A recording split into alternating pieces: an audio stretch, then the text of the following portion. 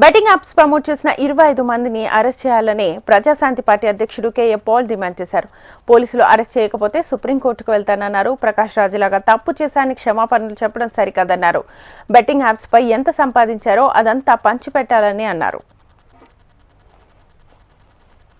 ఇప్పుడు విజయ్ దేవరకొండ బిలో ఆయన టెక్స్ట్ లో ఒక మ్యాటర్ చదివాను, షాక్ అవుతున్నాను.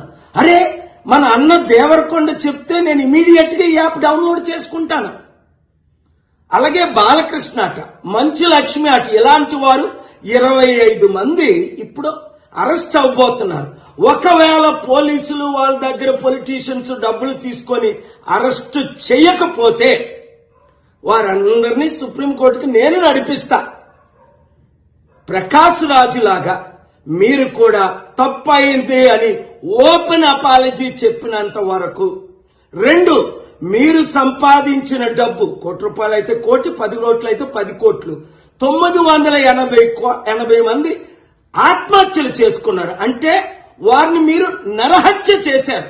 మీ ఇన్ఫ్లుయెన్స్, మిమ్మల్ని ఎంతో ఫాలో అవుతున్న ఈ ఫాలోవర్స్కి మీరిచ్చే గిఫ్ట్ ఇదేనా? మానవత్వం లేదా? దైవత్వం లేదా? రాక్షసుల్లాగా వాళ్ళ జీవితాల్ని మీరు దోచుకోవడమేనా? ఎండ్ ఆఫ్ ద డే మీకు మిగిలింది ఏంటి? ఆత్మకు శాంతి కావాలా? మనసుకు రక్షణ కావాలా? నెమ్మది కావాలా? ఫ్యూచర్ మంచి పేరు కావాలా? లేదా చరిత్రహీనులుగా మిగిలిపోవాలా? ఆలోచించండి. 72 గంటల టైం మీకు ఇస్తున్నాను.